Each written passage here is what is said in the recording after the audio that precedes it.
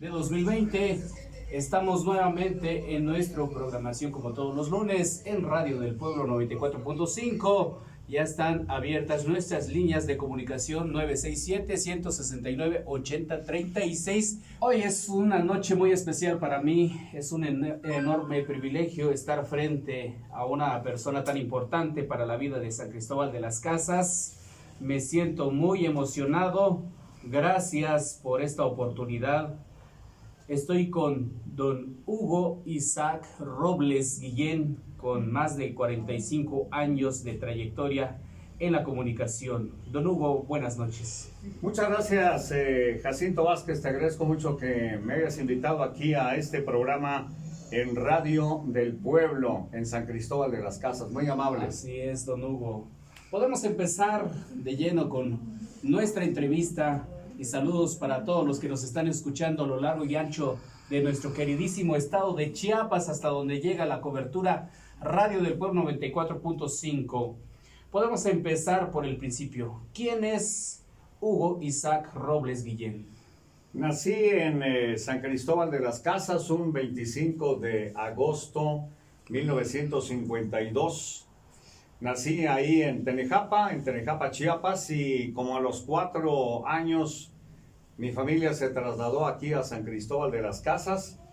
Llegamos, primero vivimos poco tiempo en Guadalupe, luego bajamos a La Merced, y de La Merced nos ubicamos finalmente en el barrio de Santa Lucía, pero en el área de San Francisco. Estudié la primaria en la Flavio A. Paniagua, la secundaria en la Técnica Las Casas, una escuela que estaba ubicada en el Seminario Conciliar de San Cristóbal, la preparatoria en el Centro de Estudios Superiores de San Cristóbal, y luego ahí mismo comenzamos la carrera de profesor normalista. Terminé la carrera de profesor normalista, pero decidí, hubo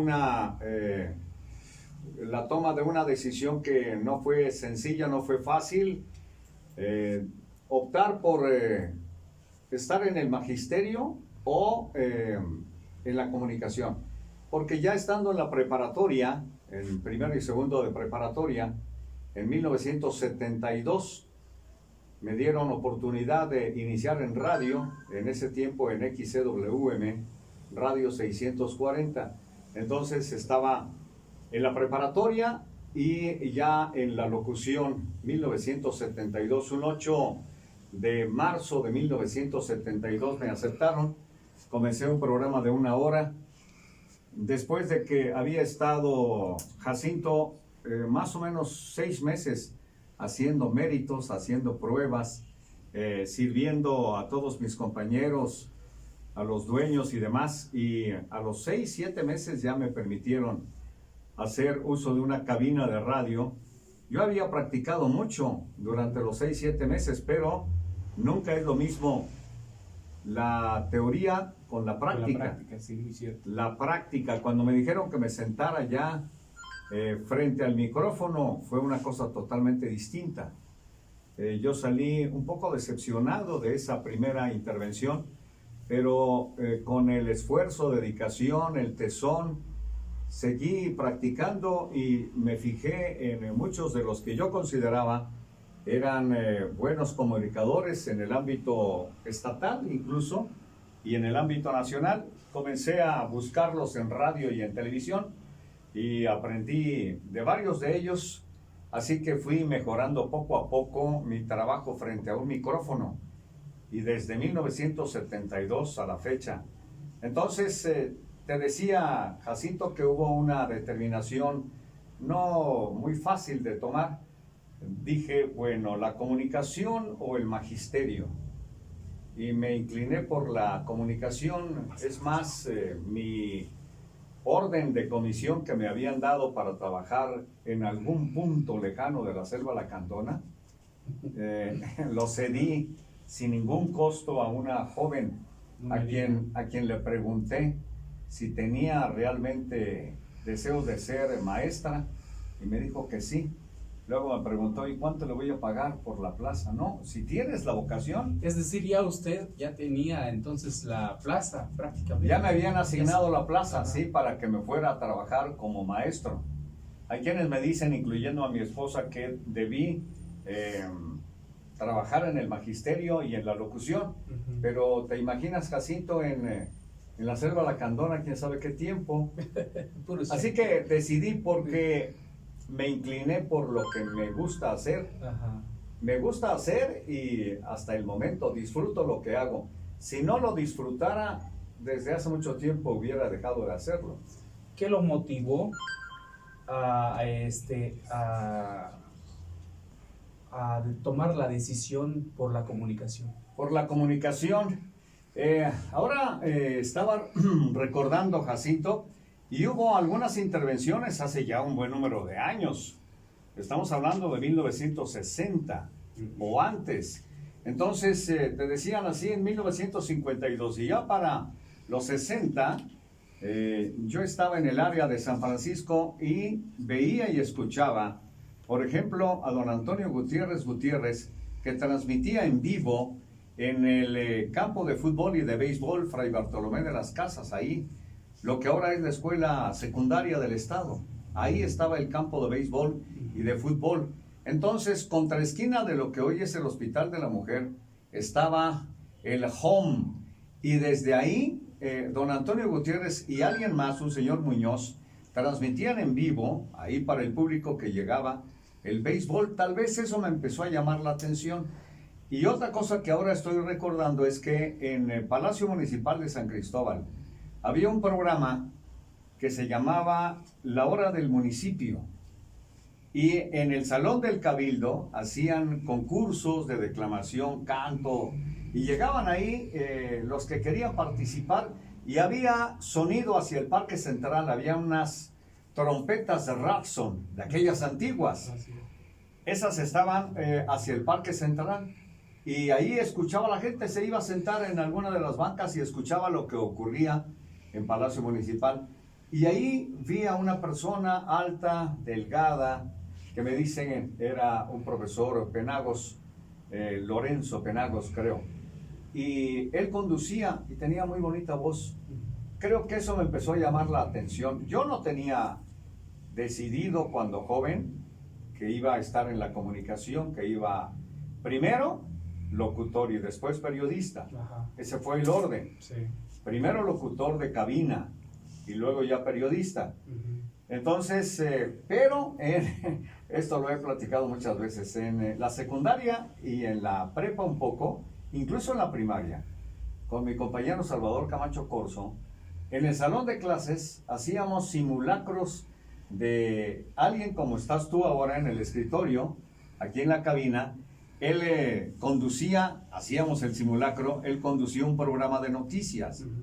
Y entonces decía, señoras, señores, estamos transmitiendo desde San Cristóbal de las Casas y vamos con nuestro corresponsal Hugo Robles, que está en México o en España.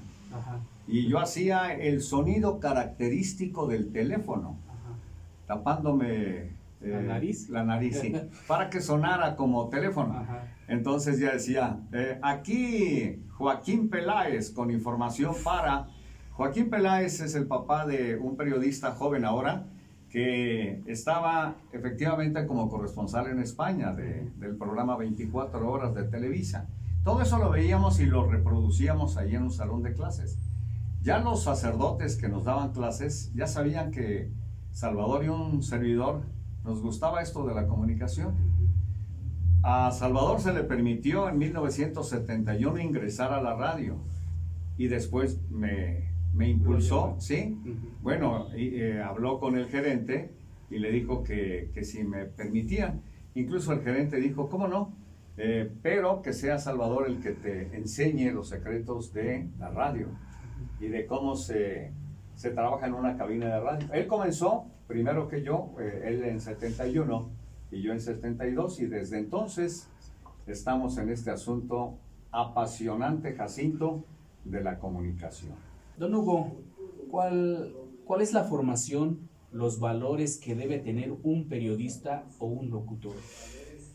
Yo sostengo que el más importante es estar identificado con el público, con el pueblo, con la comunidad que lo lee o lo escucha.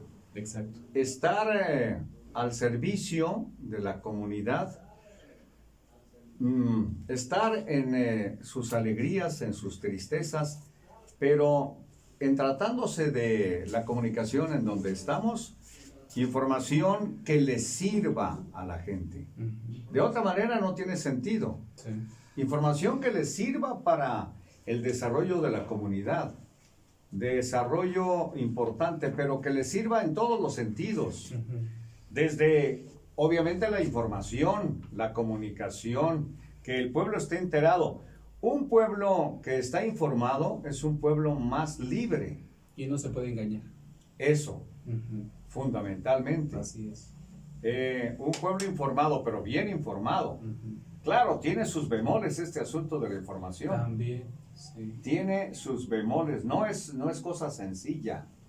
Hay varias cosas que a veces se interponen y que impiden que se dé una comunicación adecuada desde el emisor y el receptor. Pero ahora, con esto de las redes sociales, hay un cambio, un vuelco muy importante, porque ahora es la retroalimentación en la comunicación. No es solamente que, como ustedes y nosotros estemos detrás de un micrófono y alguien esté solamente escuchando, no. Ahora la comunicación tiene que ver con la retroalimentación, que el que está escuchando participe. Entonces, otro proceso importante que considero es meter a la gente a los medios de comunicación. Tampoco es fácil, ¿eh? Tampoco es fácil. Yo pongo un ejemplo. Nosotros, yo al menos, no me gusta mucho hablar en primera persona, pero yo impulso que la gente se manifieste, que hable, que diga lo que cree conveniente. Y bueno, con una sola salvedad y condición, que no se exprese con insultos. Eso es todo. Lo demás, todos podemos dar nuestro punto de vista. Y en la discusión y en el análisis, esto se fortalece y se vuelve opinión pública. Bien dice la frase, Vox Populi, Vox Dei. La voz del pueblo es la voz de Dios. Y eso lo deberían entender las autoridades, que la gente se manifieste. A veces no lo permiten, no dejan, no les conviene, diría yo, no les conviene. Una vez estaba en un programa de noticias y habló un señor y me dijo, don Hugo, diga usted que estoy sumamente molesto por tal cosa. Y le dije, oiga señor, ¿y por qué no lo dice usted? Yo le abro el micrófono, no tengo el menor problema. No, don Hugo, porque fíjese usted, fuera del aire, fíjese usted que tengo un hijo que trabaja en el ayuntamiento. Y no vaya a ser que me lo vayan a despedir. No, le digo, no pasa. Nada pasa, le dije, nada pasa. Abramos la comunicación. Yo siempre insisto, Jacinto Vázquez, aquí en Radio del Pueblo, yo insisto en que abramos los medios de comunicación, que no le tengamos miedo a la gente. Al diálogo, a la comunicación. Claro, claro, es sano. Exacto. Bueno, pero no nos quedemos solamente en la discusión, porque si no, no tiene sentido. No tiene chiste, ¿verdad? No. Yo digo, de mis locuras, alguna vez estuve al frente de una liga de fútbol, una liga deportiva, mucho tiempo estuve, y nos metíamos a unas discusiones interminables. Y yo recuerdo que les decía, bueno, pero de la discusión pasemos al acuerdo. Nos pongamos de acuerdo en algo. Exacto. Si no, no tiene sentido que discutamos solamente por discutir. No tiene ¿por qué? No, pues no tiene ningún objetivo. Y yo les decía, discutamos y lleguemos a acuerdos que beneficien al deporte. Y a veces, como en el deporte, ocurre en la vida común y corriente. Había sectores de la liga de fútbol que empujaban, pero en sentido contrario, porque así les convenía para sus intereses personales. Así ocurre en la política. Y entonces yo les digo de relajo, Jacinto, que se metan a los políticos que quieran, que se metan a una liga deportiva. se van a doctorar en grilla. En grilla, pero la grilla es un problema, no. Vayamos a que discutamos, sí, lleguemos a acuerdos, pero que esos acuerdos beneficien a la gente. Si no, ¿a quién van a beneficiar? Exacto. Sí, Jacinto. Entonces, ¿cuál considera usted que ha sido la mejor y la noticia más desagradable que haya dado usted a conocer para San Cristóbal? Bueno, de las cuestiones desagradables, por suerte, Jacinto, hemos estado en hechos históricos y transmitiendo para el público esos hechos históricos, como cuáles, pongo 2 ejemplos solamente. La inundación gravísima de 1973, comenzó a llover como hace unos días, día y noche. Agosto de 1973, se siguió a septiembre y no paraba de llover. Y fue una inundación gravísima, gravísima.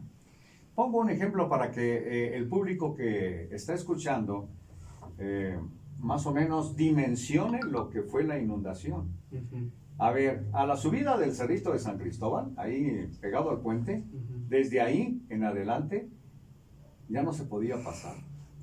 Y quedaba de los postes de Comisión Federal de Electricidad 1 o 2 metros solamente. Y todo era agua. Y toda esa parte estaba inundada. Solamente para tener una idea. Sí. Entonces, a través de WM, incluso el transmisor, que no era como los transmisores ahora modernos, ¿no? Que son pequeñitos. Sí. No, era, hagamos de cuenta, un refrigerador grande. ¿Así de tamaño? Sí, no, sí, en serio, un refrigerador, pero de los grandotes. Era el transmisor que había funcionado en la Segunda Guerra Mundial y que servía para transmitir en WM con 250 watts de potencia. Entonces, ese transmisor tuvo que ser sacado en una balsa improvisada, una puerta que se consiguió quién sabe dónde, y se puso encima el transmisor y para afuera, para salvar el transmisor. No, ahora los transmisores son pequeñitos, pero y transmitimos todo lo de la inundación. Sí. Y el otro asunto tiene que ver con la erupción del volcán Chichonal. Ajá. Marzo de 1982, acabábamos de terminar el noticiario de la mañana y cuando salimos se nubló totalmente el cielo, se fue la luz, empezaron los gallos a cantar, se hizo de noche, siendo de día se hizo de noche y comenzaron a ladrar por miedo, por quién sabe qué, los perros. Y entonces comenzó, no sabíamos qué era, de repente se hizo noche el día y comenzamos a buscar información, qué estaba sucediendo. Y ya empezamos a conectar con Tabasco, con Tuxtla, que había hecho erupción el volcán Chichonal, que ni siquiera sabíamos que había un volcán aquí en Chiapas. Ajá. Por poner 2 ejemplos, Jacinto, de 2 hechos de los que dimos información pormenorizada.